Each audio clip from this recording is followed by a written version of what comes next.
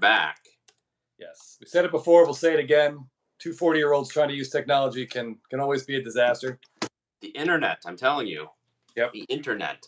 Woo. So, yes. So, there were questions about Wander. Of course there were. Of course there were. While we're waiting for people to come back in, as I was saying before, it's very satisfying to watch the Braves kind of put the nail in the coffin of the Yankee season. I've really enjoyed these first two games. Exponentially, I think is the best way to describe it. I would have liked to have seen them put 15 up on Severino, but a 5-0 win is fine. I'll take it with one hit. Very satisfying. I tell you, they've been continuing to kill me in fantasy. I just picked up Clay Holmes last week, and then he had that 5-run ninth.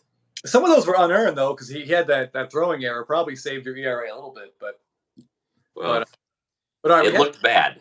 Yeah, we did have some questions about Wander Franco. So while people are filing in, I just wanted to say I'm not personally up to date on what the Dominican Republic's sex laws or their age of consent laws.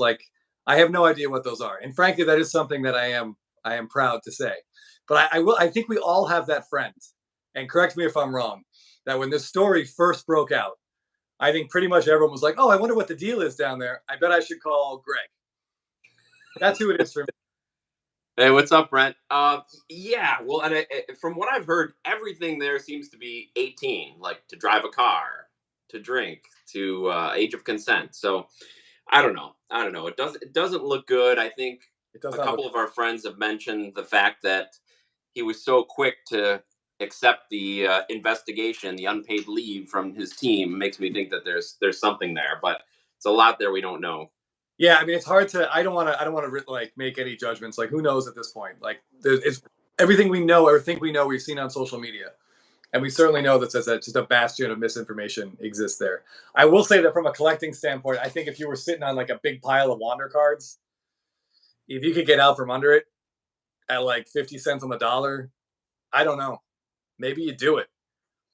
Even if he is completely exonerated from this, 100%, the girl turns out to be 19. And everything is totally fine. This is sort of a stain that's going to follow him a little bit. Yeah, a lot of people have mentioned similarities from other sports or other athletes. Karl Malone comes to mind, but yes, in this age of social media where everything is so immediate and all the information is out there, like you said, I feel like it's really damaging. Yeah. Even if he's innocent, it's gonna stain him. It's gonna take years for him to get his value back in terms of cards, and that's a best case scenario. He could sue this woman for defamation and slander and all that stuff and win, but I mean, yeah, the casual collector will still think of this when they think of Wander Franco, and that's it's damage that you can't undo, in a way, which stinks.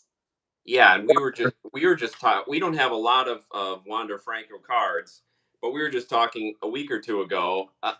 Brent about to get 5 more Wander back from PSA. Rose Gold Ben Baller. Wow, sounds like a beautiful card, man. A pretty low number.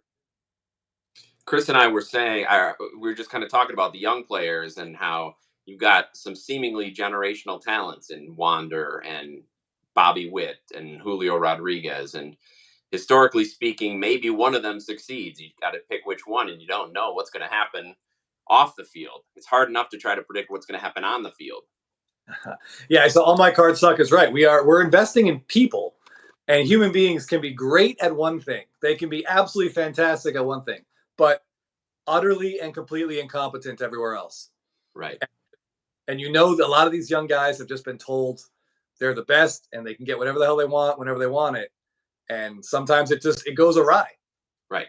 You're not gonna see your investment suffer because your Charizard got drunk and hit his wife, or I mean, there's one thing to be said with sports cards, and I think a lot of the players in the vintage market think this, that, well, if a player is done, even gone, even died, then there's not that much that can come out to tarnish their reputation, and so that's a more stable environment. And this is an example of how collecting modern cards is tough. Yeah, Bowman Brent, that's kind of where Jeff and I are. We have 2 Francos, and I think we're probably just going to put them in a box and that's going to be the end of him, which is unfortunate. I mean, we'll see. We'll see what happens. Like there is a way out of this, but we don't have the information yet. I think it's interesting, by the way, and we should probably point out. You mentioned Karl Malone. Different sports seem to very much have different levels of forgiveness for various. True. And baseball's is like the highest bar to stay over. Like no one cares in football if you use steroids. It's Right. miss 4 games, you're back. I mean, forgot like Ray Lewis was involved in someone's murder on Yeah. some level. We don't know what level, but I mean, he's on ESPN now. Yeah. No one cares. And like, I don't know. I think basketball is kind of the same way, but baseball, like you have one off the field screw up that's bad. You don't come back.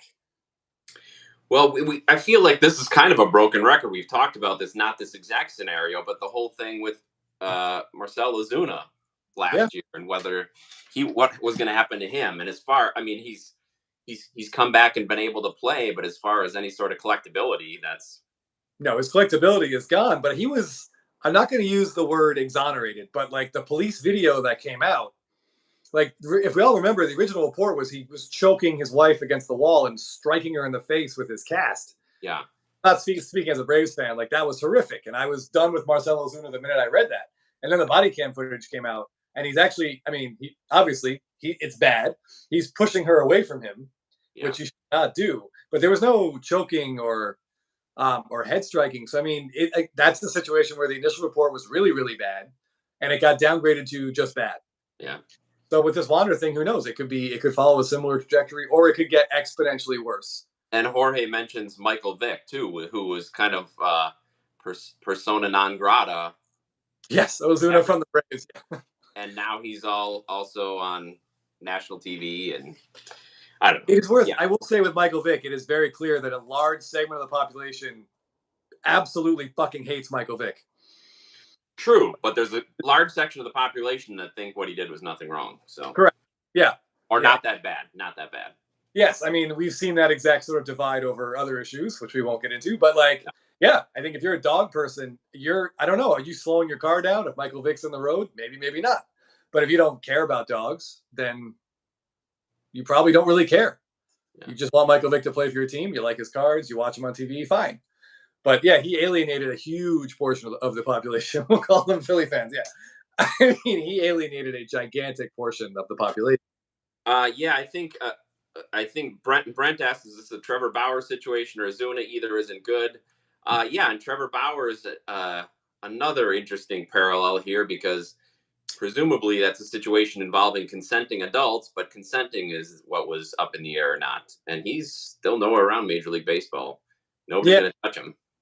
Yeah, I mean, and yeah, sex stuff is really just uncomfortable in clubhouses. No one wants to deal with those questions. Right. I mean, what he was into is certainly weird and scary and kind of gross. But even if the other person is totally okay with it, when that information comes out, like I think people in the clubhouse just don't want that around. They don't want to deal with it. Yeah. So again, we have no idea. This could legitimately all come down to he was being extorted, and someone just wants to embarrass him, or who knows, six other teenagers could come forward with stuff. So I mean, who knows? We're at the very beginning of this. I would like to hear him say something. But well, that first night he did say something about how people were talking about him chasing kids around, and he's just focusing on the game, whatever that means. Yeah. Henry said, "What's the best Wander card you guys have?" Thankfully, we don't have any sort of gold Bowman First Autos or anything, but our best card was his Topps Chrome SSP rookie. Yeah, the horizontal one. We have 1 and a 9, and then we actually sort of ironic's not the word. Unfortunately, we just bought one that looks super, super clean, and it's on the way from eBay. Like we bought it really excited. We thought we had a chance at the first PSA 10 of this card. I think right now there's nothing above a 9. So yeah, that's going to come in the next day or so, and I don't know. It's probably no longer worth the $15 or $19. It's gonna make an interesting. Why do we buy this? Yeah, that's an excellent question. Yeah, that should be a fun video, actually. Yeah. But enough talk about Wander. The big thing we're here to talk about tonight is a topic near and dear to Chris's heart and also my own, and that is Freddie Freeman. Yes, if there's a person on the opposite end of the spectrum, it's definitely Freddie Freeman, which is, yeah, certainly a player that I have loved and continue to love, even though he's no longer wearing the jersey that I would prefer he have on. Yeah, yeah, man, Bowman Brent. Yeah, I mean, that's like it's just it's disgusting. It's one of those. It's like a joke Jeff and I have. Like, this card is very safe unless this person does like one of two things, and like Michael Vick did one, and it's very possible. We're hoping Wander Franco did not do the other. But like, essentially those are the two things: anything involving kids and anything involving dogs. Yeah. And Americans don't want anything to do with you. Like, you're done, and rightly so. Yeah. But yeah, enough. Let's talk about Freddie Freeman. Let's talk about the man who has one of the best skills in all of baseball, which is staying on the field. Yeah. This guy is just absolutely amazing. We were talking about, like, just in terms of consistency, and he's the benchmark of consistency in Major League Baseball. I was having a big conversation with Ben, the Ben or 14 Sports Cards. If you don't follow him on IG, highly recommended. Since Freeman came up, he has essentially been, I think you can make a very strong argument, the most consistent hitter.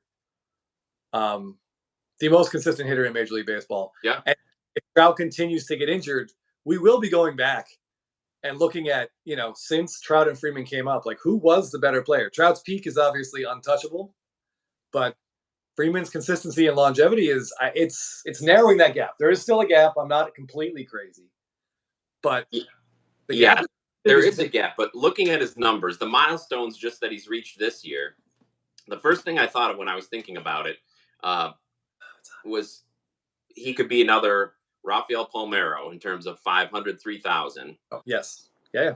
And interesting enough, then I looked on Baseball Reference, and through his age 32 season, that's an exact comp, only topped a little bit by Eddie Murray.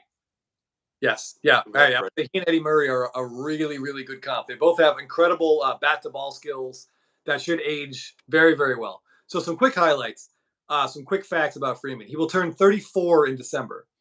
So he isn't in his 20s, but last season was statistically his best season, and this season might be better. So he's trending in the right direction.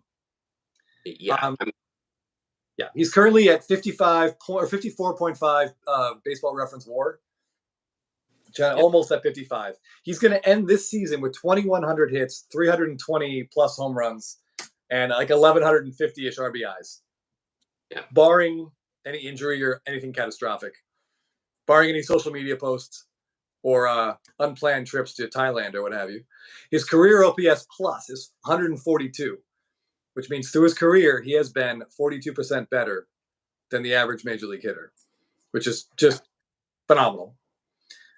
Since 2012, he debuted in 2010.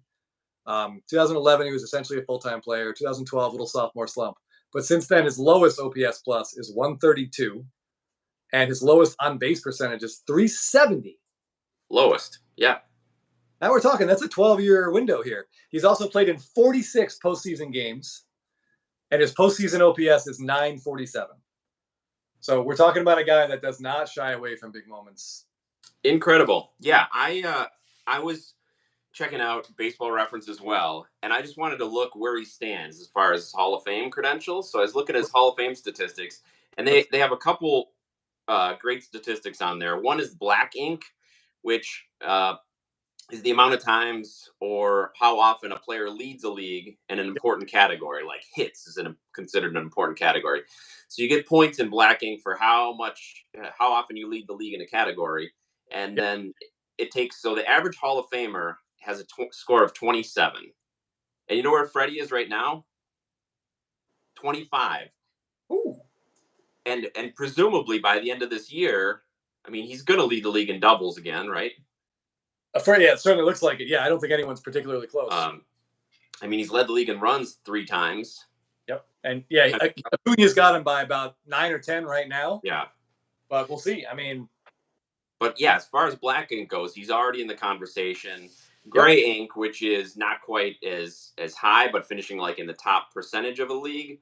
I mean, the average Hall of Famer is 144, and he's at 169, which is 75th all time. So he's already, like you said, he's not even 34 years old, and his game will translate nicely as he matures into his late 30s, and he's already in the top 75. So yeah, because Yeah, we talked about it. He's athletic. He's not some lumbering slugger. He's not Prince Fielder, Chris Davis. Hey, look at his stolen bases. He's got double-digit stolen bases this year Yes, too. yes. And while I have had many people, I've heard from several people, he's not the brightest person off the field. Like we talk on the field, he's very, very smart, and he knows how to run the bases. He picks his spots. We've all seen that awesome video where he scores from first on like a pop up in spring training when he was mic'd up. He's talking, yeah. Fantastic.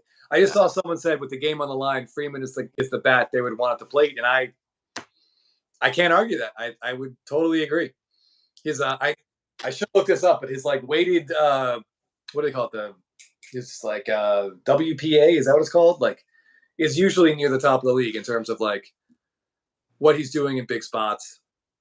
I did see someone wanted to talk about Goldschmidt versus Freeman. Yeah. Which I think is interesting. Goldschmidt's 2 years older and currently has 6 WAR more, which isn't bad. But he is also, and he won the MVP last year, but a lot of his underlying metrics were not great. That was big. Goldie getting that MVP is huge for his Hall of Fame. Yes, I totally agree. But I don't know, where is he in terms of those similar stats, like where is he in hits and home runs for career? Okay. Excellent question. I just pulled this up right now. All right, so again, Freeman is 2 years younger than Paul Goldschmidt. Yeah. All right, he has 200 more hits. Who does? I'm sorry, Freeman has more hits. Okay. He's got more RBIs and more runs. Freeman also wins career OBP, but it's close. Career OPS plus, Freeman's got him by 18 points. Wow. How many homers does Goldie have right now? 350? 334. So he's got about 30 more than Freeman does. So he's winning the home run totals, but that's about it. And even a lot of the cumulative numbers, Freeman's ahead. Yeah, and I mean, I like Goldie. I think he's a great player. I think he's got a good chance at the Hall of Fame, but it just shows how good Freeman is and how good his Hall of Fame chances are when you compare the two. Yeah, I mean, Goldie would be arguably his best contemporary, right? They came up. I mean, the rookie cards are in the same set, so I mean, they came up at the same time. Yeah, and came up younger, and Goldie just started a little later. Yeah. Yeah, it is interesting. I'm gonna have to look this up. Hold on. Goldschmidt has 1, 2, 3, 4, 5, 6 top 10 MVP finishes. Well, Freeman's got 4 top 5s. I know. Yeah. Freeman has 4 top 5s, but Goldie also has 4 top 5s and 2 6s. But if you give me a second, I want to say Freeman has been top 10. I want to say 8 or 9, and I think this year he's obviously, barring again something catastrophic, he should be there again this year as well. Whereas Goldie, unfortunately, absolutely will not. And Freeman's got a 6. Oh yeah, Freeman's got Goldie definitely has more 2s. This will be the 6th season in a row that Freeman's a top 10. Yeah, Freeman's got 7, and this will be his 8th. Yeah. But yeah, you're exactly right. 1, 2, 3, 4, 5. This will be his 7th consecutive top 10 finish. Yeah. They're both good. They're both very good. I would say Freeman has been better, but I mean they're both very good. I like both their shots at the Hall. I would put Freeman in right now. I don't know. I assume Freeman's going to get in. Goldie, there are a lot of round numbers he's going to fall short of. The WAR is fine, but some voters don't even like that. He has got to start, for a first baseman to not have like 1,500 RBIs. That seems like kind of a low number, but I don't know. And I mean, can he get to 450 home runs even? Yeah, I mean, if Goldie, if he is dropping off, as we talked about, if he doesn't have a couple more good or at least decent seasons left, he's got a shot at 30 home runs this year. He's sitting on 19. But yeah, 67 runs, 61 RBIs. I don't know. He'll be an interesting case. We'll have to, obviously his work is definitely not done. Yeah, by any means. Yeah, we had a comment. Unier, agree. Both are underrated in the hobby for sure, and even in real life, they are underrated. I think so. I mean, I think they're not talked about as much. Certainly, the MVPs. Once the Freeman got his MVP and Goldie got his MVP, they're talked about more. But yeah, they're not. They're still not as appreciated as one would think. Yeah, I just saw another question that I was pretty sure was going to pop up. I love both those players. Olsen and Freeman are both great. Um, I can't say I'm happy with how it turned out. Obviously, Olson's fantastic, and he's going to continue to be great.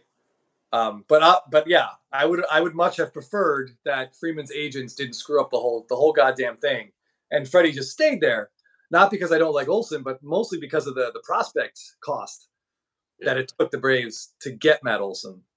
They gave up quite a bit, and it would be really nice to have those 4 guys like still in the system or available to be traded for someone else. And the continuity factor, you can't you underestimate that, and even his collectability if he's on the same team. Yeah.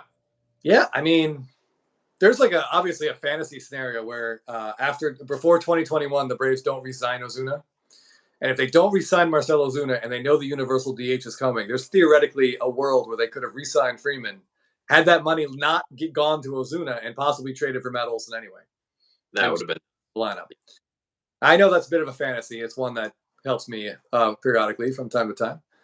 But yeah, and obviously I think we lost by losing Freeman. It's not even on the field; it's the off the field stuff that they lost out on, like the career, the total career numbers, the Freeman statue outside the park, right next to the Chipper statue. That's the kind of stuff. Like the legacy stuff is what it cost them. Like on the field, they're fine. Like Matt Olson more than capably fills the shoes. But yeah, and Henry has a comment about a couple of the guys that were sent, and who knows? I mean, maybe a little more time in the Brave system, and those guys would have panned out more than they have so far with the A's. Pache, Langoliers. I mean, odds are Langoliers would have gone in the Murphy deal anyway. But I mean, it's just more with them.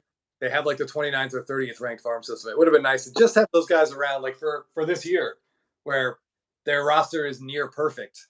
But they could have used some of those guys to maybe get one more shutdown reliever or something. But honestly, losing Freeman sucked.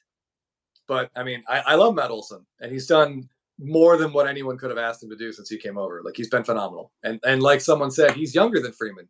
He's only 20. Yeah, there was another point made here in the chat mentioning that they have big stars on their teams that are overshadowing them a little bit. You got Acuna overshadowing Olson and Betts. Well, I mean, who knows? I mean, Betts and Freeman, that's kind of a two-headed monster there. Yeah, we could have a whole conversation about who's overshadowing who on the Los Angeles roster. I mean, because those are 2 guys who have been career underappreciated. Those are 2 guys who are battling for maybe the most underappreciated superstar in baseball. For sure. I saw the number of people that sent me the ping pong video on Instagram. Yeah. Betts winning, like, whatever it was, the Kershaw Invitational Ping Pong Championship. That was more attention than those 2 guys have gotten for anything they've done in baseball this year.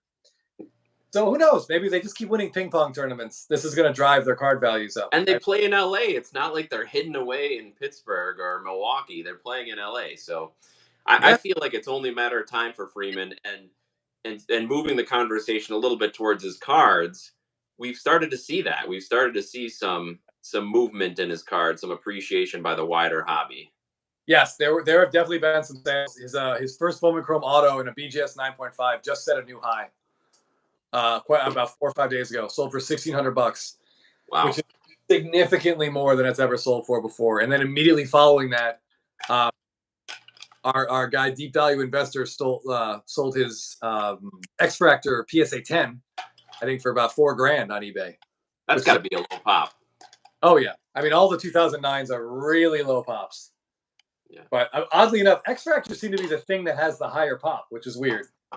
But yeah, I mean, that was a new high as well. So I think people are starting to sort of zone in on Freeman. Like, if he does win, if he steals this MVP from Acuna, I shouldn't even say steal. If he wins it fairly because he just outplays him, I mean, we're going to see his stuff boom. Because now we're talking about a guy with 2 MVPs. 2-time MVP, right. And that's a big difference. But yeah, I mean, and if you look at his, if you want to get into the Freeman card market, let's talk about it real quick for a minute before we get into some specifics. Yeah, Ben, I don't think Acuna's going to lose it. I really enjoy watching him home run off the Yankees, but I bought the 8.5. Yeah, dude, Thomas Campbell, that's a great buy. The colors back in 2009, there's so much color on it. When you get that, I don't know, when you get that blue in hand, it's a phenomenal card. Jeff, do you want to? Which one are you talking about? This little beauty here? Yeah. Look at all the color on that thing. Like, that's just a fantastic, simple design with a great Yeah. shot. And it was a cool blue that they used.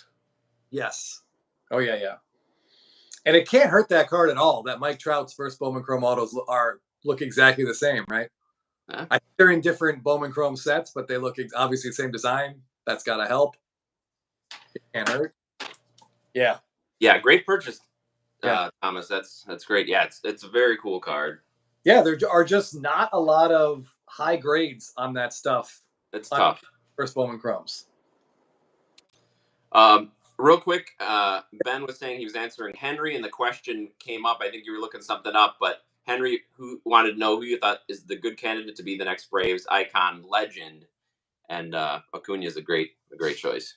Yeah, absolutely. If they're smart, and I mean, Alex Anthopoulos is smarter than all of us, but I assume there have been talks about restructuring his contract or just adding 5 years to the end of it.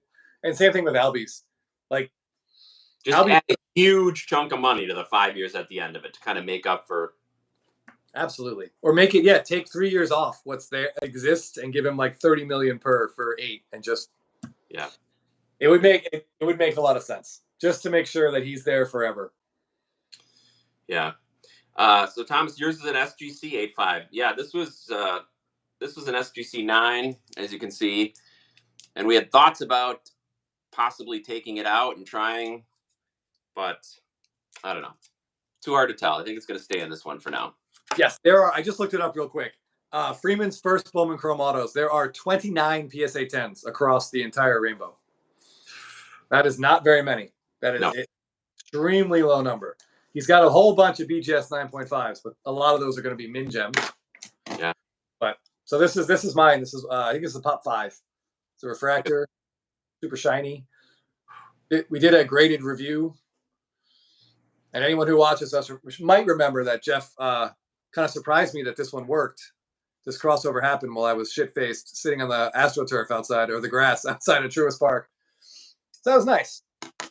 Yeah. But if you're looking for Freeman, I don't buy the base. Do what Thomas Campbell did. Try to find yourself a numbered card. An 8.5 is totally. Yeah.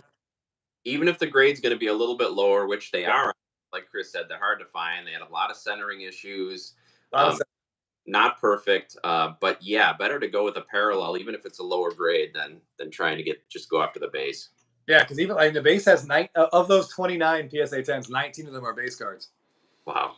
So I mean, you might get a little bit of a premium, but if you're thinking you're going to find the 20th raw Bowman Chrome Freddie Freeman auto, good luck. Jeff and I spent a long time trying to find one, and we never did. Yeah. Thomas, what did it end up going for, if you don't mind me asking? Yeah. Hey. You thought it would go low, being a low grade in SGC. It sounds like it didn't quite end where you thought it might. Hey, but I'm glad you still want it. Yeah. But yeah, please, if you don't mind, I can look it up. But I've got a refractor PSA really want to upgrade to blue. Yeah, Ben, Well, refractor's a great card too. Yes, yeah, I'm very, very happy with the refractor. I like it more than the X-Fractor. I know the X-Fractor is numbered lower, but that's what I was going to say. It does have more gems. Shoot, where did that go? It's got 11. It's got 11 PSA. Wait, did I do the math wrong? I'm sorry. I said 29. The total's 39. I'm sorry. Let me correct my rudimentary arithmetic. There are 39. That's a great buy, I think. There's just not that many of them. So still under $1,000. That seems like a great buy. No, Freeman wasn't like a garbage draft pick, but it really seems like his stuff at the beginning was largely just kind of, which I just don't really get. I know he came up like kind of late in 2010 and didn't do a ton, but his rookies in 2011, like we're talking about low pop stuff. I mean, they're just, Ben, blue is absolutely gorgeous. And then there's no green, there's no aqua, sepia bullshit. So it goes right to gold after blue. Yeah. And that blue is really cool that they used. So the surfaces on these are not easy. No, they are not. But he was a second round pick in 2007. So you would think, oh wow, just under the gun. Nice job. So you just beat Ben likely then if he was your bidder. Oh yeah, if you guys want to fight, please keep it civil. Yeah. Um, I saw a comment about having someone to collect with, and it is great, and especially uh, Chris being a fan of the Braves, he was on to Freeman almost right when he got back into the hobby. Henry, maybe Freeman coming up with, oh yeah, with Hayward, who was a hot prospect at the time he got overshadowed. That could be for sure.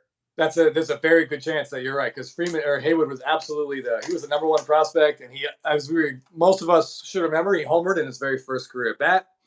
He just took the league by storm. So the fact that Freeman came in, and that's pretty much, it's amazing. Freeman just came in very quietly, put his head down, and started getting hits, getting on base. Yes, he was a chubby little guy, kept his mouth shut, didn't like his teeth. Target retro logo vintage stock. Yeah, yeah.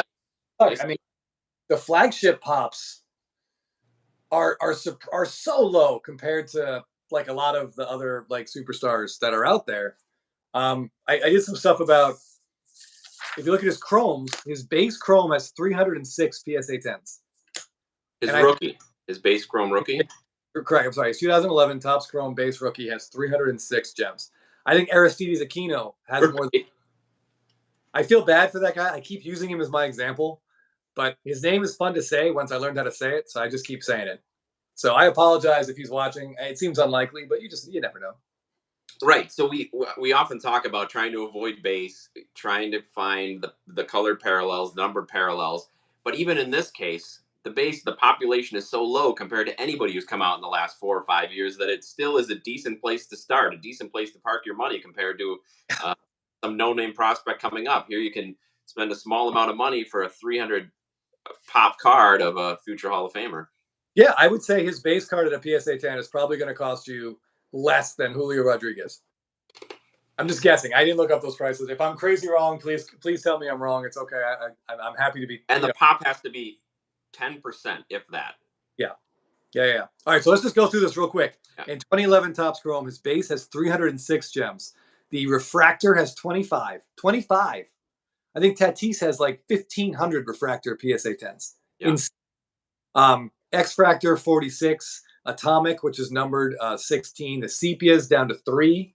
I have one of these. Hold on. And this is back when Sepias were numbered, by the way. So it's numbered at a 99. Like, this thing just looks really cool. Look at that. Like, super shiny. Huge. Awesome card. That's got 3. And all the colors, the purple, the blue, and the gold. Purple, blue, gold, and red that are numbered. There are 5 total PSA 10s. So a lot of centering issues and just, it's like his stuff is, I really feel like there's some sort of value explosion just waiting to happen. I don't know when we're going to see it. Yeah. But it's sort of a ticking time bomb there. Yeah. All right, I just want to also briefly go over sort of how his card history, if you will. Yeah. The oldest cards of him that I know of, they're the 2006 Topps Affleck All-American, which the non-autos were handed out at the game. But the autos, I'm trying to find some more information about these Affleck autos here. And I'm not sure exactly how they were distributed. I think Topps put them into Bowman packs.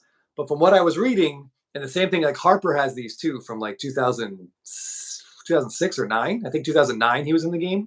Yeah. But they couldn't release the autos until the players were drafted.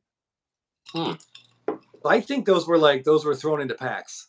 But my question to the viewers, my question to you, Jeff, is when we talk about like movies that have big universes, like Marvel, like what's canon and what's not canon for these universes? Like I would say, are these Topps Affleck Freeman cards, do we consider them canon? And well, to be honest, I didn't even know about them. Harper was 09. Yeah, thank you. Yeah, I think you're right. Yeah. I knew about Harper's, but I didn't know Freeman had one. And so Freeman has them. That was 4 years before his first Topps. It's 4, yeah. Well, or 5. They say 2006 on them, so they were printed a year before his first Bowman Chrome. Right. 3 years before his first Bowman Chrome Auto, and 5 years before his rookie cards, before his first real Topps card.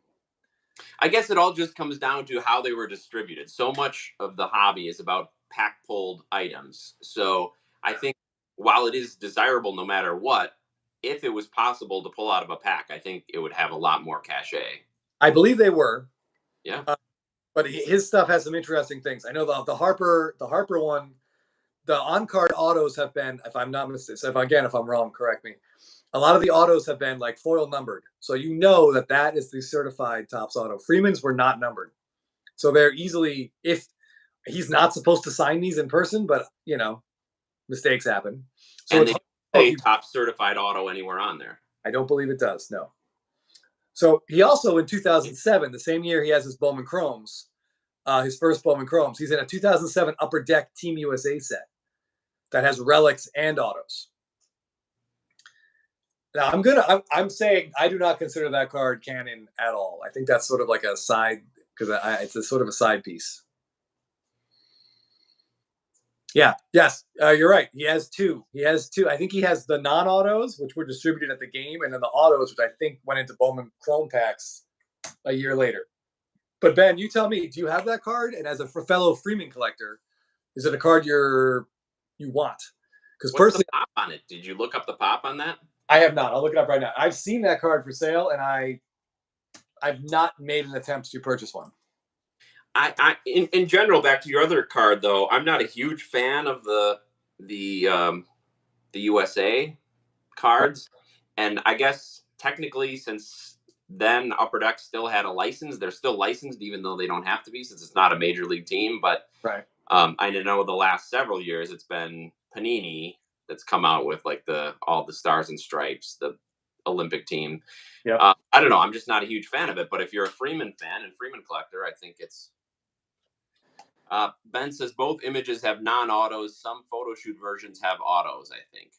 Yes, there are 20 autographs graded with PSA. There might be a few more in the certified section. Hold on. Oops. Yeah, I guess it depends if you want to be a completist. You got to get it.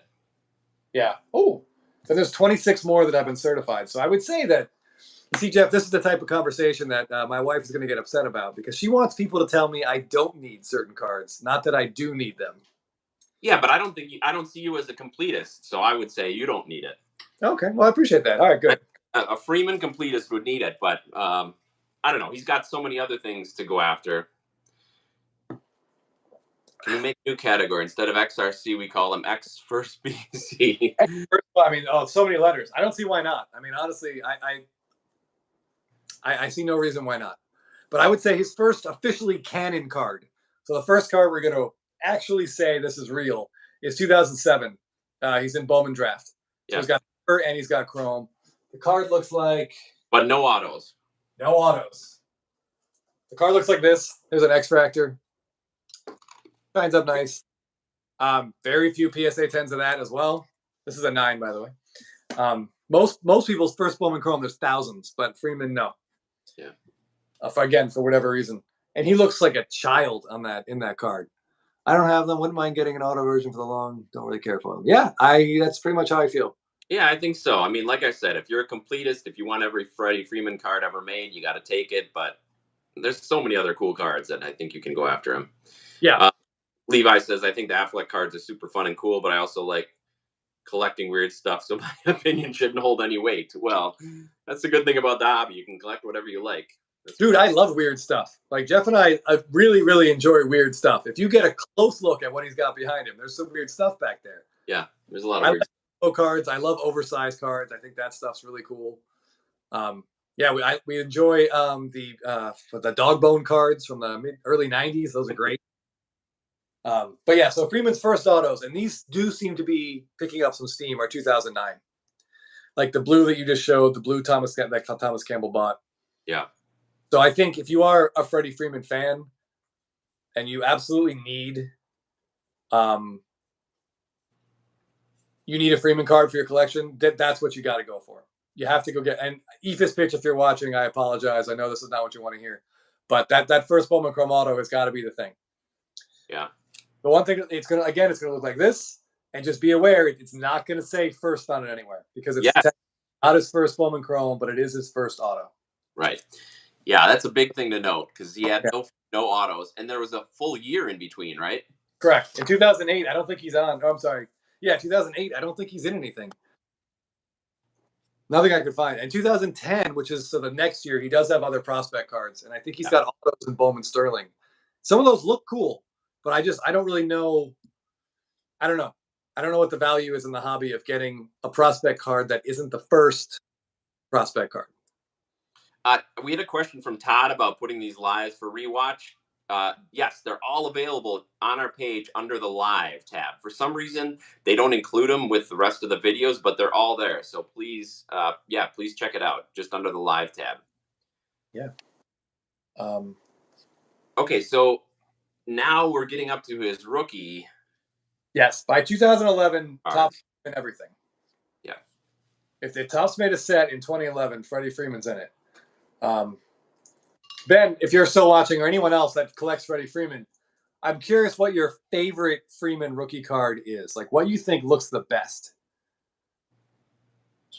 Yeah, in 2010. Yeah. Like, oh, there we go. I mean, to me, I think there's a couple sets that stand above the rest. Let's hear it, Jeff. What do you got? Well, you got to say Finest. I mean, that sure.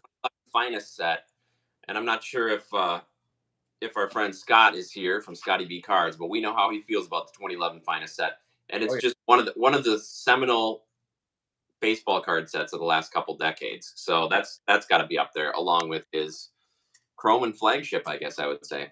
Yeah, I would say those three as well. That Finest set, I mean, I know by today's standards, Finest is sort of considered middling.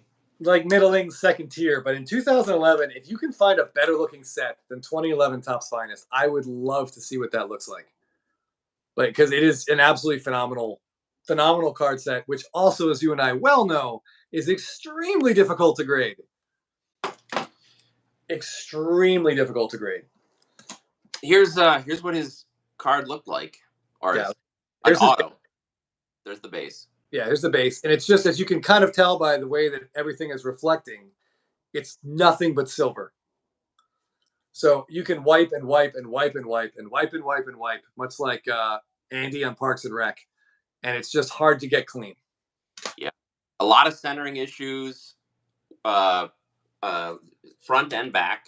Yes. Hard to tell because it's really borderless. So, yeah, tough. Oh, Ben, his RPA and triple threads. But yeah, Ben mentioned Bowman Sterling, that was a really high end set, and I think Trout is in that too. But yeah, Freeman, I think running the bases, kind of like taking his lead.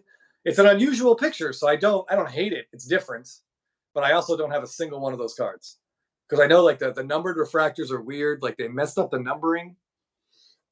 Excuse me, on the golds, and the autos are stickers. So I just never really got into Bowman Sterling for a high end product like it was.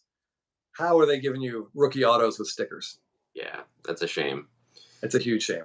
But I do want to talk about Finest for another minute. Again, this is his base card in a PSA 10. I think you can buy this card for about $100, maybe a little bit more. Guess how many PSA 10s there are of this? 500. 59. Crazy. That's silly. And everything's numbered. So like the numbered refractor, there's 13 10s. The numbered X-fractor, there's 12. And then there's color like orange, green, gold, red, and I think purple for the Finest is the lowest numbered. Yep. None of those have more than 2 gems. And the purples don't have any. The color's great, like you saw on this auto. Look at that orange. Yeah. Do you have our gold over there, Jeff? I do, yes. Sorry, the gold base. I mean, look at that. That might legitimately be the just absolute best looking card that we own. Yeah. Oh my God! So the stickers were like a new thing back then. I would love to have been in that boardroom where they thought and decided that people would rather have the card in their hand with a sticker on it than wait a couple of months and get one through the mail that wasn't stickered. Because that's just a terrible idea. This was a great one that we got. That we saw. That was one of our. Oh yeah. The better ones. Can you pull up that Finest auto that you have over there for a minute? Oh, I've got a couple of them here, by the way. Hey, what's up, Spider Anaheim? Yeah, look at that thing. So his autos, the Finest autos are nuts. I wrote this down. There are 14 total PSA 10s and all of his Finest autos across the whole rainbow. Yeah. 9 of those 14 are X-fractors. Because the X-fractor, hold up that purple again, the X-fractor doesn't have box. Does not have the silver box. Yes, and this is where you're getting the majority of the scratches. Oh, it's horrible. Yeah. Yeah, Jorge mentioned Scotty B posting the Freeman Finest Purple. Yeah, he did. Yeah. Yeah. So the auto is also out of 5. Yes, the auto is indeed out of 5. Not that it's a contest who's got the better purple Freeman, but I do like to remind Scotty that we have the auto. But yeah, I got really lucky when our boy South Georgia Braves fan had his fire sale. I was able to pick up his the Freeman Refractor Gem auto. This is a pop 1. It's numbered out of 499, and there are a whole bunch of 8s and 9s, but there's only 110. And we've looked at this thing. God, my light is terrible. We looked at it like the fact that silver box has nothing on it is just nothing short of a miracle. I don't know. It's miraculous because the way that they had these in packs, they must have been rubbing against the cards in front. Always something there. Not to mention when you had the player sign it, hand it over, whoever's handling it from Topps. But yes, to see one of those that's perfect is amazing. Yes, that was a jump up and down when that thing came back at 10. Yeah. Because I'd sent in like 7 of them, and they were all 8s and 9s, 8s. And I knew they weren't going to jump because if they aren't scratched up, they've got a dimple on them. Yeah. But, or up-centered. Yeah, right. Scotty B doesn't have that refractor. Well, not in a gem mint. No. But yeah, if you're not a Bowman Chrome guy, like a certain friend of ours on Instagram, I would say Topps Chrome, Topps Finest is a great place to go. But I would recommend you just suck it up and buy the graded card because the raw stuff, it's bad. Yeah. So much silver, even on the Topps Chrome stuff. If I have a Topps Chrome card sitting around here, there's a lot of borders. Oh, here we go. So huge win in a sub, but you can see all those silver borders, like they're just so ripe for scratching. Dimples. Oh yeah. Thomas Campbell, a cool red auto on eBay, a bad corner though. Hey, we know about reds with bad corners. Are you talking about a Finest auto or a Chrome? Yeah, which one is that? But anyway, if you are looking for a Topps Chrome auto, here's a gold, and you're going to say to yourself, Jesus Christ, why is the centering so bad? They all look like this. All of them, every single one. There is a raw gold on eBay right now for an outrageous price, but it looks the same. So even if the surface is perfect, you're dealing with this, and the back is going to look just like the front. Yeah. Crazy. I don't know why. I feel like when the sheet was done, they should have just burnt it and printed another one. But in the 2012, I think all the Harper Golds are similarly miscentered, we'll say. Yeah. Jorge says, how do you guys store your raw cards in card savers or one touches? Combination of both, something like that. I know Chris prefers to put it in a one touch, especially looks nice for display. Cards that aren't too high end, we'll just throw in a. Yeah, and if I'm feeling like a particular high roller, like for something like this, they actually make one touches that you can put a penny sleeve in as well. Yeah. So if you're worried about the surface, like you should be for any Chrome card, especially an auto, you can get a one touch with like a little penny sleeve slot, and some of them even come with the penny sleeve already in there. Then you just have to worry about fucking up the corner while you're sliding it in there. Thomas says it's a Finest out of 25 with a bad corner. Wow. Red out of Pro Molds, yeah. There are a lot of Finest reds with bad corners. I can tell you that. This card is beautiful, but it's got one bad corner. Damn, the reflection is terrible. Yeah, and you can't even. That red is so powerful if you can get it. Yeah, and you can't even tell that the corner's bad unless you look at it up close. It's such a beautiful card. But you can see that silver box and like how reflective it is. So it's great for the autos. The autos really pop, but you just know like his hand sat in there, when he was signing it. It's just, and it's kind of the most fragile substance on earth. Yeah. Because Jeff and I have tried to wipe some stuff off of there and nothing doing. Like it's in there and it's permanently in there. Yeah. So Chrome. So that's a Chrome Gold. What other parallels does he have in Chrome? Chrome. Well, let me see. He's got. You're probably the the highest PSA 10 is the X-Fractor. But he also has Atomics, which are numbered at 225. It was the last year before they decided to go down to 10. So I think. What do you say? That's a big jump from 225 down to 10. Yeah, I mean, it must. I'm guessing that they were hard to print. Like maybe they cost a little bit more money. We're gonna go put 10 of these in. Yeah. Yeah, just 10 is probably enough. But yeah, he's got some. The color is really tough. I don't mind. I always get excited to show this. This one came in a couple months ago. So his gold is obviously always going to be the best. Look at that. Although he does have a red. In fact, Jeff, I think you might have a red right in front of you. I do not have a red. You should. You should have a raw red that's going into PSA soon. Oh, then it's not in front of me. Let me tell you. Oh, behind you. Yeah, it's behind me. Got to move my chorizo.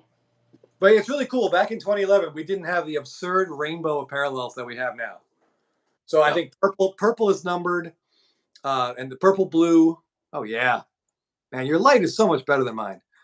The T. Campbell, yes, the atomic auto is numbered at a 10, and that is the lowest number, not barring it's the superfractor, which I've never seen. You can see the centering issues if you look at the back, top to bottom. Yep, but the front looks spot on, which is weird. Yeah, the front looks great. And the back's off. Yeah. That's really cool. Tier 1 dual auto rookie designation. Yeah, Tanner, I think I've seen one of those. That's a really cool looking card. And I think he's got some dual autos with Jason Hayward in something, but I can't think of what it was. Yeah. Orange was retail, so it's not numbered. That wasn't at a 25 until 2015, maybe? Yeah. I think Scotty has that Betts that's orange out of 25. Yeah. But yeah, I would just say, and just a general thing, if you do like Freddie Freeman, you should. Just be careful buying his non-rookie autos. Because the one bad thing I'll say about Freddie Freeman is he will not say no to signing an autograph. So he has autos in every single set Topps has made since he became a rookie. He must have 100,000 autographed baseball cards out there. Something in that range. Yeah. It's absurd. Gotcha. Thanks, Ben. Okay, it was 2015. Yeah, the sheer volume of autos, and it's great. I mean, if you're a collector, they're great to have. He's going to be a great player. Those cards are nice, but as far as any sort of investment potential, it's really limited. Yeah, I mean, what's going to set off one auto from another? And we can talk about this next week. We're going to talk about autograph cards next week as we get to the Burbank show. But I mean, yeah, he's got enough rookie autos that you can. Yeah. Jorge, okay, hold on. That's a great picture, right, Chris? It's one of the great images. Yes, one rookie Freeman does not have. Yeah, Freeman and Trout, they sign everything. One thing Freeman doesn't have is a Heritage rookie auto. So you got to get his second-year auto, which is the 1963 design. And it's just, good Lord. I mean, why? Why, Topps? Why? Why would you make a grown man sign this picture a couple hundred times? Yeah. Like, good Lord. It's horrible. And it's just, I don't know. I feel bad for him every time I look at it. Did you sell the SGC Topps Chrome Gold? Yes. Yes, I did. Potato face. That card had to go. It went towards the Ohtani Black. This question looks like it's aimed at you, Chris. How many home runs does Matt Olson need to hit for Braves fans to change their allegiance from Freddie Freeman? I don't think there's like. I don't like the question. Okay. Like once Freeman's gone, like 756. Yeah, 756. I don't have like. I still root for Freeman, but I root for Olson more. Yeah. Ha! Yes, that's exactly what he looks like. He looks like Buzz. Yes. He looks like Buzz. By the way, I've got one BGS Slab 2016 mini framed auto. True Gem edges are 10 and the rest 9.5s. I want to cross PSA 10, but it's $1,000 plus card. Don't want to strike out and still pay fees. I mean, what would the fees be there, Jeff? $75? If it's under 14, yeah, $14.99. It could be 75. That's not bad. It's not terrible. I mean, with shipping and everything, you're probably sending 100. You'd be throwing $125 into the void. Yeah. Which isn't the worst thing in the world. Trust me, Jeff and I have a $400 Wander Franco card incoming. So yeah, it's not great. I think it's a worthwhile considering, especially as PSA continues to separate itself. Yeah.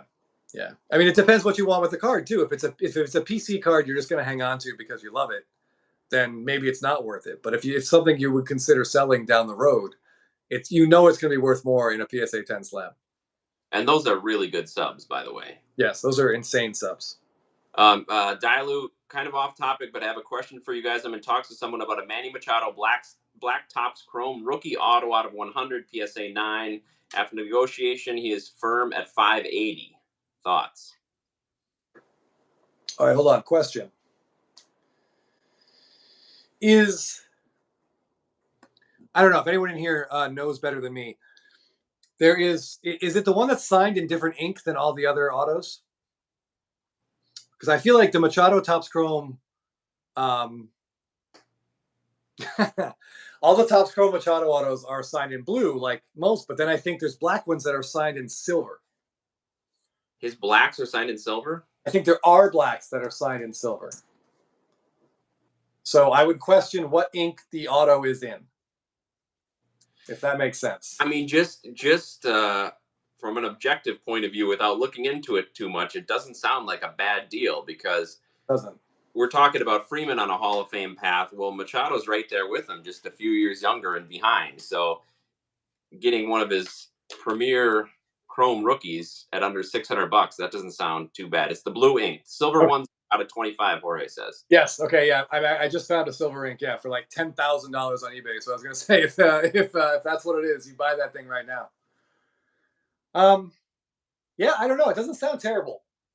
Like numbered out of 100, it's black. His jersey's black. The helmet's black. The card looks really cool. And Jeff and I are big Machado fans, as much as people can be, I suppose. But he's just very quietly cruising through a Hall of Fame career. And remember how awful he was after April this year. Yes. Like, it looked like he had completely forgotten how to hit a ball. Right. OPS Plus was below 80. Oh, yeah. Yeah. PJ, for joining. We did talk a lot about Wander, so please check out the live when it goes up tomorrow, and you can follow along. We've got 2 cards, including one that's incoming, and we're probably just going to hold on to them. So, yeah. But we were talking about low pops. If we could just briefly, hold on. What was that question there? I saw there was a question about how we feel about Allen and Ginter. We don't talk about that set too much because we don't really have any cards from Allen and Ginter. I know at one point you had a Freddie Freeman that you graded from that set. Yes, graded, sold. Yeah. It's a fun set. It's fun to open, but I think there's a lot of fluff in the set, and I just don't know if it holds up as well as some of the main sets. It has a very specific fan base. Yeah. Like, got a loyal but small fan base. Yeah.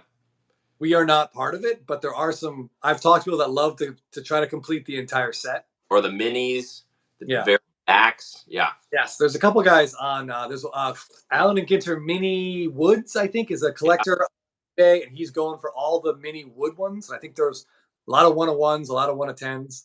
And when you put like very specific set collectors like that, when they put that stuff, it's done, it's in a binder, it's fantastic. Like, it's really cool to see videos of them flipping through. But Allen and Ginter is just not a set for like the hobby at large. So I don't know. I've never ripped it. I don't have anything from it. Yeah. So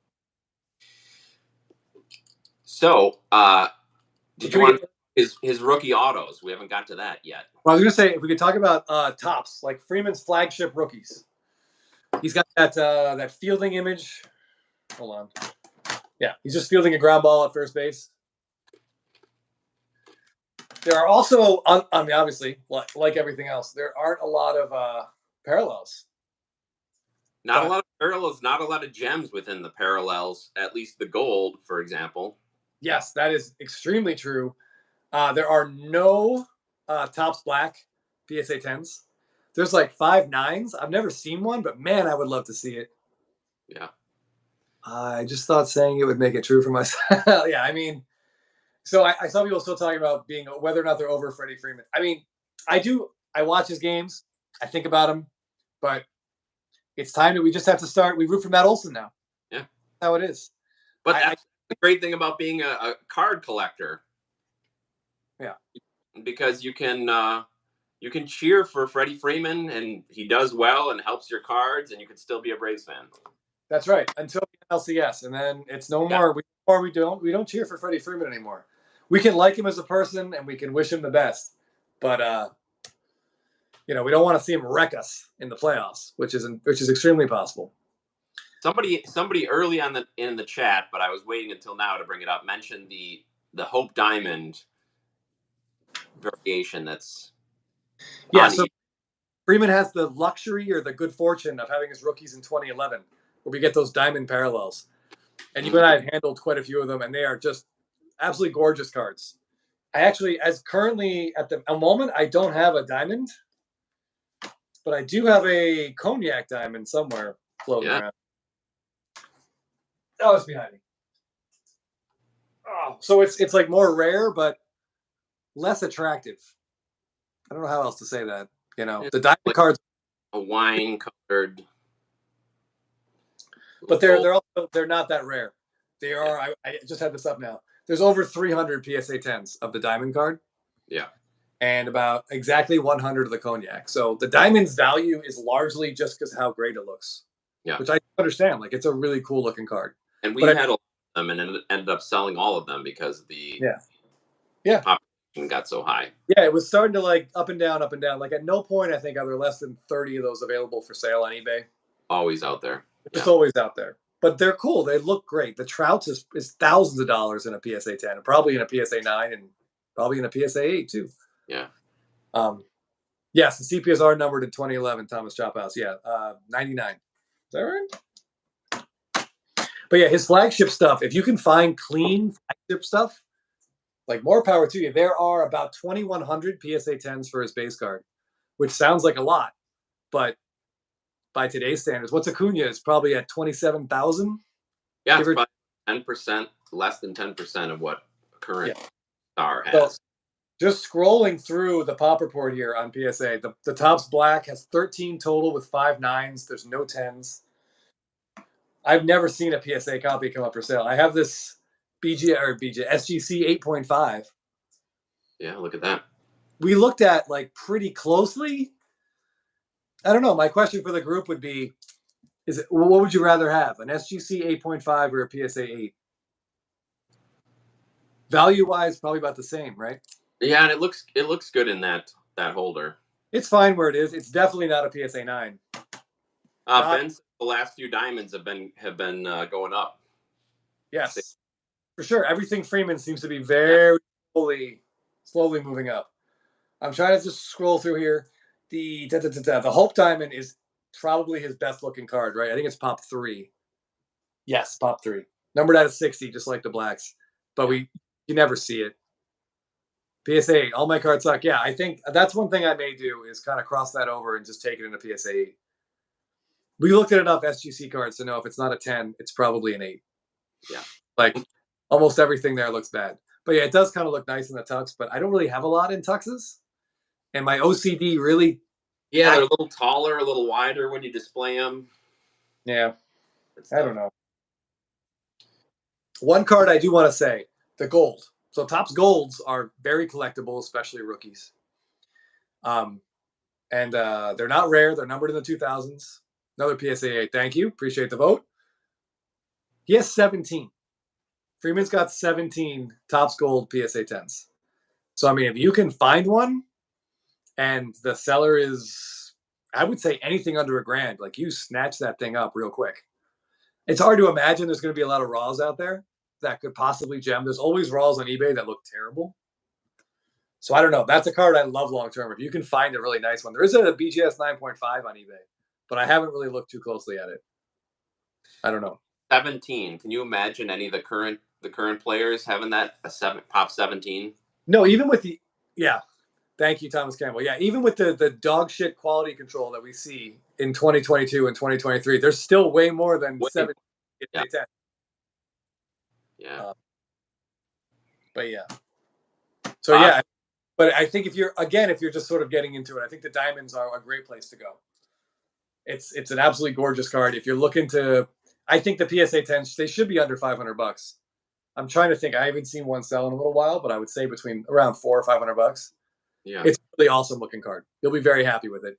Yeah, it's a beautiful card. Yeah. But even Votto from 2008 is like 22. Yeah, 17 is an impossibly low number. Yes, I got lucky. 1%. Yeah, Jeff can tell you the number of times I sent him a listing, and I'm like, "How does this one look to you?" And he's like, "Stop sending me this." The same as all the others. But Yeah, I did find one that looked I did awesome, find it. That was incredible.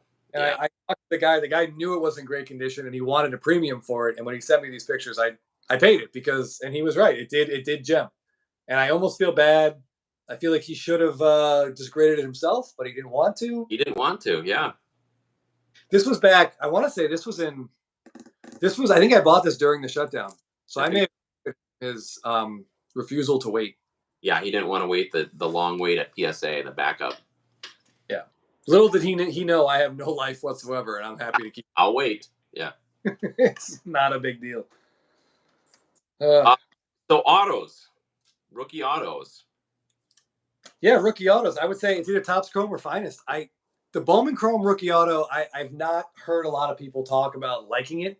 There was an absolutely outrageous sale of a Bowman Chrome rookie auto in a BGS 9.5. I think there was a min gem, and it went for like $2,200 on a Really? best accepted. Yeah.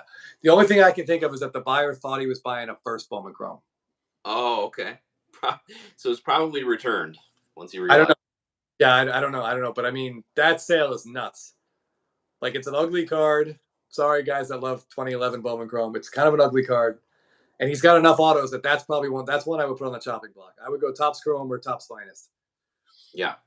Banner Tanner, I'd love to hear what you guys think about. Like, if you had to pick one rookie auto for Freeman, what product would you want it out of? Yeah, and I love the color match on this blue that we got. I mean, look Yeah. at that. Yeah. Now, that card just like, God, your light is so much better than mine. Yeah, you need one of these little ring lights. It's pretty nice. And that looks great. Yeah, you got the blue auto, blue uniform, the blue outside, and Yeah. again here, there's a lot of potential trouble areas. Yeah. I love the way that card looks though with the auto. They made that like weird. It's not really a shape. I don't really know how you would describe it. We'll call it a space. Yeah. Awesome. Don't sleep on Gypsy Queen. True story. I bought a Gypsy Queen rookie auto because I love the image. He's like standing there, like I think bats over his shoulder. I thought it was great. Card looked absolutely perfect. I sent it into PSA. It got backlogged forever, and it came back. I want to say like an 8 or something. Yeah, I think it was 8. I just cracked it and moved it on. You really like triple threads the best, huh? I'm gonna have to look at that because I can't even picture what that RPA is. Yeah, I'm gonna have to go back and look at it too. My initial reaction wasn't that It strong. was great. I'm gonna have to look at it closer. Yeah. Yeah, dude. Even that blue one. There's no PSA 10s of the blue, no PSA 10s of the gold, no PSA 10s of the red. We talked about how low the pops were. The centering is just they couldn't do it. I don't know why. Yeah. It's horizontal. That's cool. Thomas, I'm sending it in because it's absolutely perfect. It's absolutely perfect. I have no idea what it's worth, to be honest with you. They don't come up often and don't sell, but usually these corners are pretty white, and these ones are perfect. So I have high hopes for it. Drop it Nice. at the Burbank show, and we'll see. But yeah, I'm not really sure value wise. So speaking of Freddie Freeman rookie autos, though, I'm going to show you guys the first card I bought after Jeff dragged me kicking and screaming back into this hobby. Against my will, I wanted no part in it. He made me do it, and I feel like if anything, I'm a victim of his enthusiasm. But anyway, this is it. So I bought this card off Blowout. So not only did he drag me back in, but then he's sending me, oh, you really should buy this Freeman. It looks so nice. Goddamn reflection. So this is red Topps Chrome rookie auto, and it's a 9 because you can tell the centering is not great. Well, first of all, I'm not really sure if that's exactly how it happened because once Chris was back in, he's like, "All right, well, I'm back in. I might as well buy some big cards." And yeah, I might as well test the strength of my marriage. You know. Ben says I probably like the Topps Chrome better, but like Sterling Triple Threads was huge in 2011. Big product, 3 to 4 times the box price compared to Topps Chrome. Yeah, that's really cool, Ben, that you were actually in the hobby at that time, seeing it firsthand. Because looking back, it's hard to look back at, especially products like that, like Sterling or Triple Threads, and see where they are today and think about them as being as being big. Sorry, I was listening, but I was attempting to bid on that card that we talked about. Oh yeah. I hit bid with like 7 seconds left, and then it came up, problem with your bid. So my bid never went through. It sold for $9. I'm scream into a pillow for a minute. First one I've seen in 2 years. I wish I stuck around. No break. Oh, you took a break then from 2013 to 2018. Interesting. Yeah, that's tough. That would have been some nice years to be piling up some stacks from boxes. The red is disgusting. Yeah, for a first card to buy when you get back in, I'd say that one holds up pretty well. Yeah, it was pretty good, and like we knew the centering wasn't great, but the surface is like shockingly clean. Yeah, card that was that old. But yeah, I mean, you definitely eased me back into things. But yeah, it took me a while. Like I was used to the junk era stuff, trying to get settled into what it is now versus what it was like when I left the hobby in the late '90s is totally different. Yeah, yep. I know. I was there just a couple years before you, but yeah, it was. Kevin says, "What card was it?" Oh, Chris, you want to hold up that red again? Here, if I actually hold it like this, you can see it best. My light is really weird. I apologize. But it's the 2011 Topps Chrome red refractor auto. So it's numbered out of 25 because red Ben told us they went down to 5 in 2015. So it was out of 25 in 2011. There are 3 9s at PSA. There's no 10s. No 10s. No, yeah. I think there will be. No. I've seen at least one of the other 9s, and they're all centered the same way, which is to say crappily. Yeah. Looks great in that slab though. That PSA. It does. It looks really nice, and yeah, it looks really nice. And that blue. There's no PSA 10s of the blue either. I think that might be. There might be one at BGS with like a half point higher subgrade. And this, to be honest, this had a 9. Yes, Kevin, exactly right. It was the centering that did it. And this got a 9 for centering, and I think it's a little harsh because I've seen much worse centering still squeak out that 9.5. Yeah, we've debated cracking that one out and sending it to PSA. Not perfect, but and even the back is. I've seen a lot worse get the 9.5 on the back. Yeah, but yeah, I don't know. Yeah, I don't know. Yeah, I mean, I think that's got a shot to be the only PSA 10, but the risk of cracking that thing. Yeah, that would be awesome to get that in the PSA 10. Maybe, I don't know if I'll pick that one though. Maybe someday. Yeah, I mean, I do think baseball card collecting has affected my hair color. I feel like I had more brown hair before you did this to me. Yeah. No. Well, yeah. Welcome. See, I'm a couple years ahead. So. Yeah, that's exactly it. That's absolutely. It's not the kids or anything. It's definitely just looking at your future. Jesse says crack it. All right. Well, we got one vote for crack it. Maybe we'll put up for vote at some point. Sure. I like that he's been sitting there for like an hour and 10 minutes waiting for his first comment, and that's what it's going to be. I assume that's like 0 for 2 in the game. If I had to. Well, while we're blue on all the Freemans are amazing. I agree that the years, the 2009 Bowmans and the 2011 Topps Chrome, they did a great job with the blue. Yes, absolutely. Someone had messaged me about the show tonight, and they wanted to know what my favorite non-rookie Freddie Freeman was. So it's a very easy question to answer. It is a card that captured the best moment of his career, right? Just the Ultra SP. Last out of the World Series. Last out of the World Series. Great shot. Great job. We give Topps a lot of shit, but you got to give him kudos for that.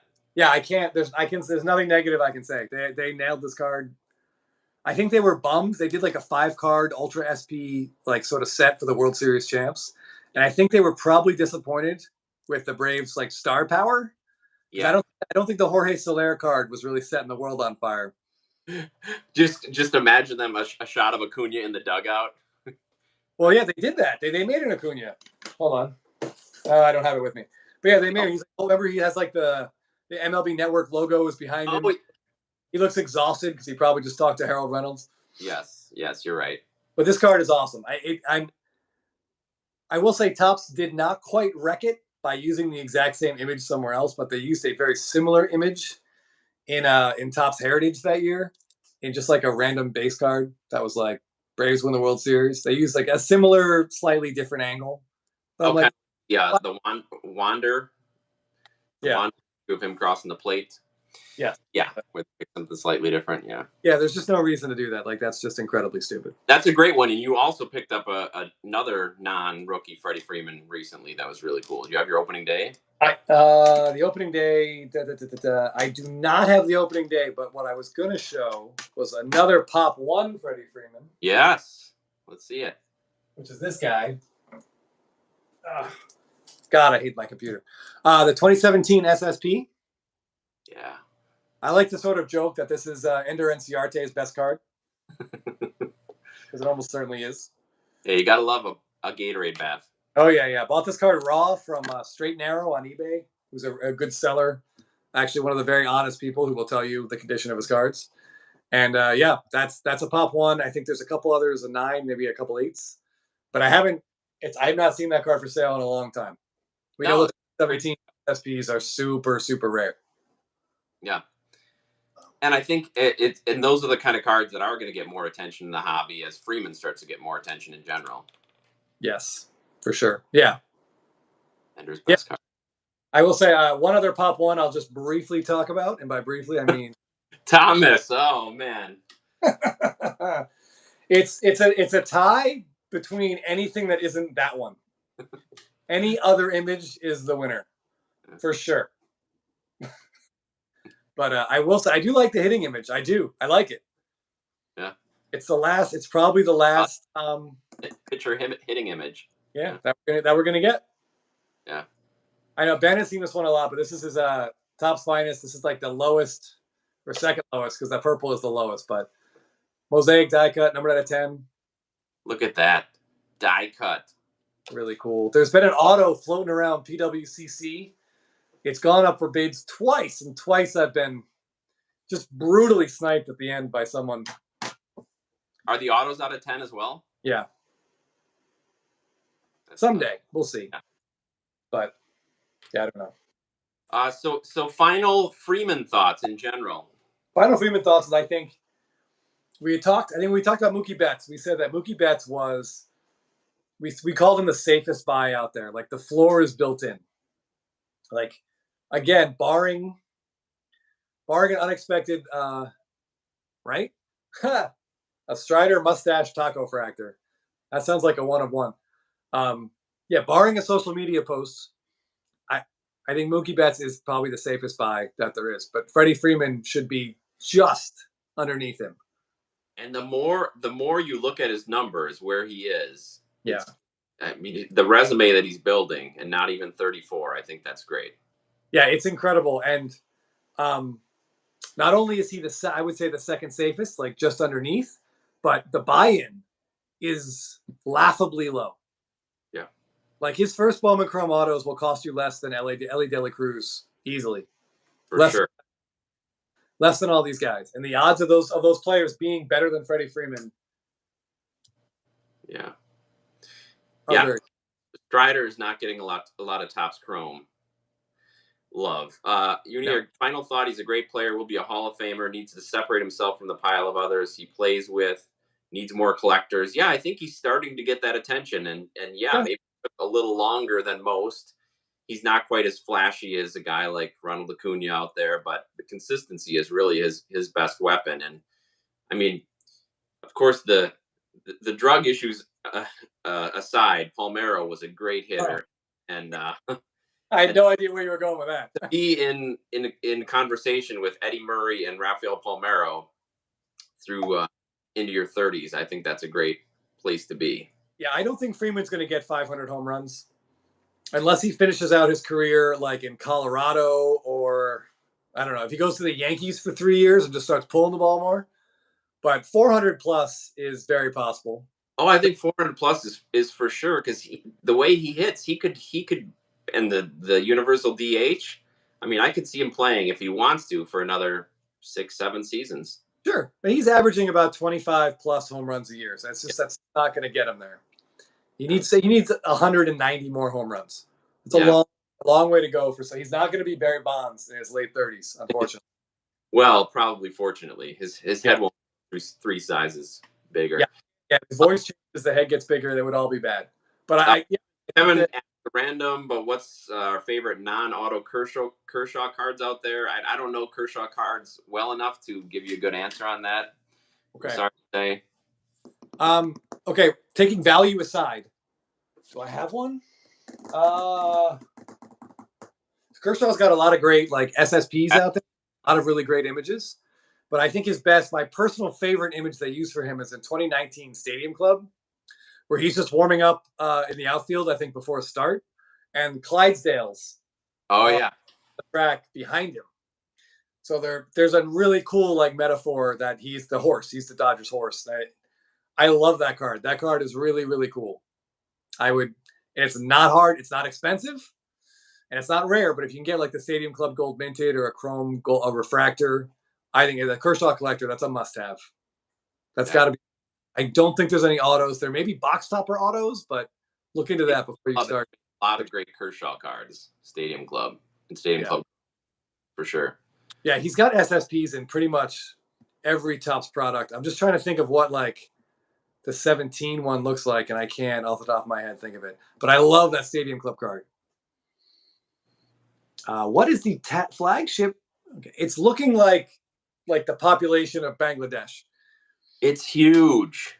It's huge. Yeah, I'm trying to think. I remember, was it Scotty that did try to figure out what the base production of the base print run was for Wander? Yeah, did a video on that, and it's some I crazy think for 2023, and I think they're approaching 1 million base cards. Yeah, like it's absurd. It's outrageous. So please don't buy a base card if that was the key to the question. Like, please, and don't buy any parallel that hasn't existed for less than 15 years. Yeah, if you like the way something looks, great. But yeah, if you're looking for long-term value, some sort of buyer pool out there when you're looking to sell, yeah, you're going to want to stick to the traditional ones: black, gold, red if you can do it, which is great. But yeah, maybe Independence Day, blue. Yeah, I mean, just be careful. There's a lot out there. There's a lot out there. But yeah, thank you for coming to our TED Talk. I think the conclusion is if you can find yourself a really nice looking Freddie Freeman rookie or a nice 2009 Freddie Freeman Bowman Chrome Auto, that's a much safer place to put your money than anyone that hasn't debuted yet or anyone that's debuted after 2018. Agreed. Yeah. And he's just continuing to look better and better. By the end of this year, his black ink is going to be clearly in the Hall of Fame path. However they calculate MVP percentage based on how many times you finish and how close to the top you finish, he's going to be right there for sure. So, yeah, I feel like eventually that tsunami of attention is coming. Who knows when it'll be? Maybe when he gets another MVP, wins another championship. Who knows? Yes, better than Ellie. Yes, for sure. He may not throw the ball as hard or triple as often, but yeah, he stays on the field. There's a lot of excitement about Ellie and Jackson Holiday, for example, but it's so hard. Like, it's so hard as collectors when there's excitement like that, and that's who everyone's talking about. You want to be a part of that conversation, so you feel like you need to go out and get that card, but like, it's just not the best place to put your money. It's not your best bang for the buck. Yeah. And that's really, really hard. It's very, very difficult to avoid doing that. And I would like to, I'd like to congratulate us both on making it through this whole episode without talking about Ohtani, because we could talk about him every week. We could. Bar none.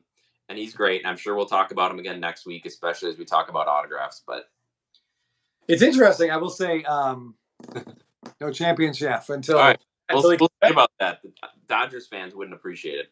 Oh man, yeah, Ben. I'm just gonna say when, because that's what's gonna happen. When he comes back, like, we're all gonna have to buy tickets to that first game, and he's just gonna be sobbing like a baby for the first 6 innings. Yeah, like, for sure. And that's gonna be just a tremendous moment all around. And there's just no way. I don't care if Ohtani signs with the Dodgers. He probably will, and it just makes the NL MVP race so frustrating going forward. I still don't think Freeman will stay there. I think he'll come home. And when I say home, I mean to Atlanta, not home to where he lives. Yeah, you can tell the way he feels about Atlanta that it'll always be home for him. I think so. It will get further and further away every year, though. Yeah, that's true. That's true. Almost made it, Brent. I know. It was an early congratulations. All right. Well, any final thoughts, Chris, you want to say before we No, I think get closer to the Burbank show? Yeah, next week we're gonna talk about the Burbank show. Yep. Absolutely, and I think we're gonna talk about Bobby Witt a little bit too. Great. Because I know you picked up a Bobby Witt card. I picked up, yeah. And I actually have a Bobby Witt card incoming as well. It's the only Bobby Witt card I have. So I don't know. I don't know. I'm always concerned about a social media post now. Yeah. Did enjoy watching his little league inside the park home run. Yeah, boy, when he put the afterburners on, that kid can fly. Oh yeah, yeah. It reminded me of a young Jeff playing softball about 10 years ago. Yeah, face planting around first base instead of making it all the way. But I think it's pretty close. I bet you back then. I bet you could go around 60-foot bases as fast as Bobby Witt could go around 90-foot bases. It would be an interesting race. I'll give it that. Yeah. All right. Well, thanks everybody for tuning in. If you missed anything, please watch it. We'll post this, as I mentioned before. All of these videos that we do live, they show up in the section marked live. So please check that out and find us on Instagram as well. Baseball Card Addict and My Favorite Cardboard. Yep. And tune in next week. We'll talk about all that good stuff. So thanks again, everybody. Yep. We'll talk. All right. Good night.